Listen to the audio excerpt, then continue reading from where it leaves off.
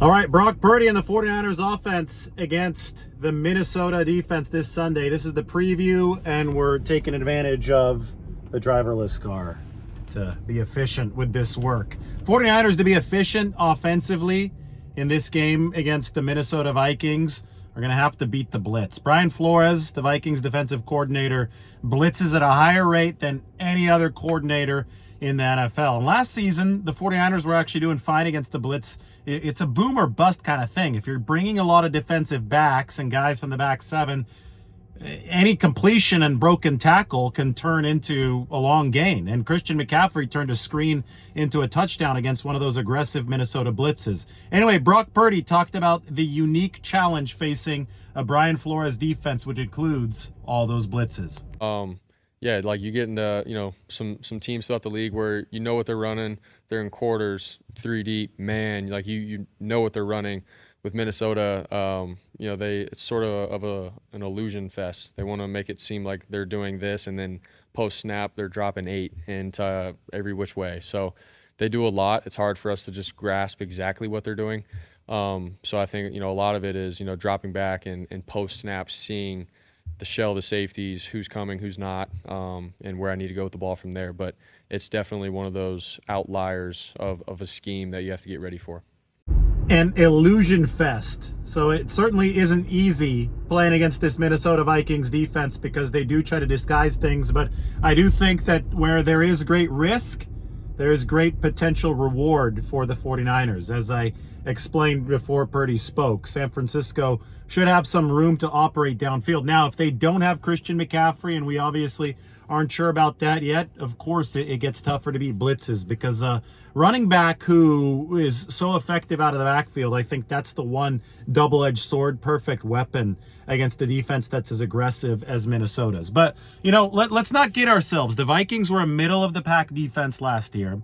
They lost Danielle Hunter, who signed with the Houston Texans. He was their best edge rusher. They did add Stephon Gilmore to the cornerback position, so I suppose that helps some things for Minnesota. But this is not a team that is stocked with big-time talent on that side of the ball. In fact, one of their better players is Harrison Phillips, the Stanford product, playing at that defensive tackle spot.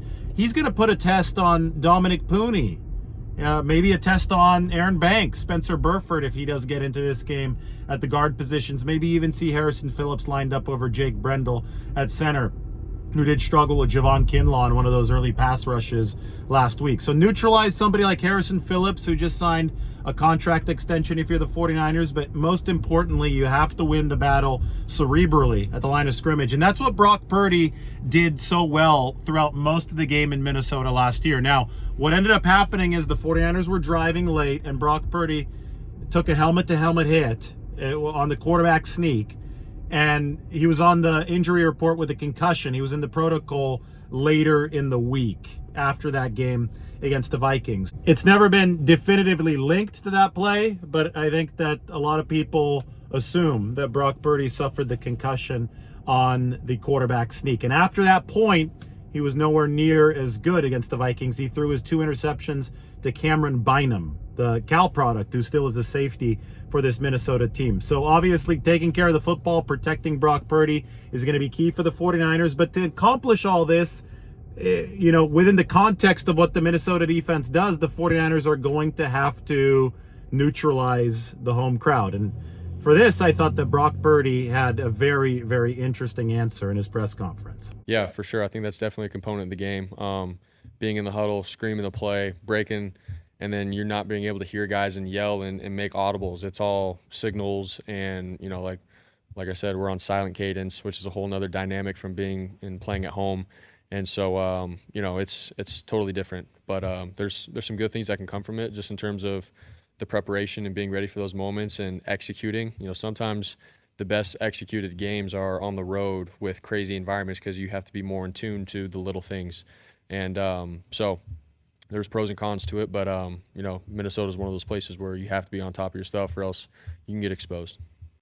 Now, Minnesota has not lost to the 49ers at home since 1992. That was a Steve Young, Jerry Rice, John Taylor game at the old Metrodome. 20-17 was the final score. But did you guys hear what Brock Purdy said there about playing on the road, and that sometimes you can have your best executed games on the road because you have to be so dialed into the small things, the silent count. Sometimes you can be lulled to sleep by the comforts of home. And that's what made some of those 49ers teams of the dynastic years so great, was that on the road, they were on their P's and Q's. Montana would go on the road, silence the crowd so many times. A chance for Brock Purdy to do just that. But I want to tap a little bit more into the whole Christian McCaffrey thing, because that was a double-edged sword in a different way for the 49ers last year. He actually fumbled on San Francisco's first possession against Minnesota last year. That obviously hurt them, but then he scored the touchdown against the zero blitz. Obviously was a plus force for the 49ers in that game.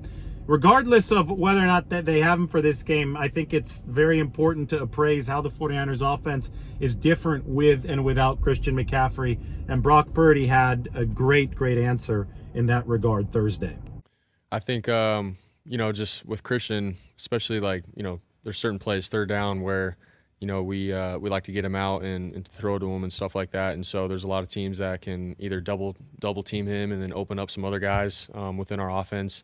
And so that's something that, we sort of have to remember. That's a huge aspect. Teams always have to account for him and have a whole plan for Christian. He's the best in the league at it. And so, when he's not out there, I think it sort of not necessarily simplifies things for defenses, but that's a component that they don't have to really handle, and then they can focus on George and BA and Debo. So that's something that for us that we have to understand. And as a quarterback, I always like having that because I think it does open up other guys. So.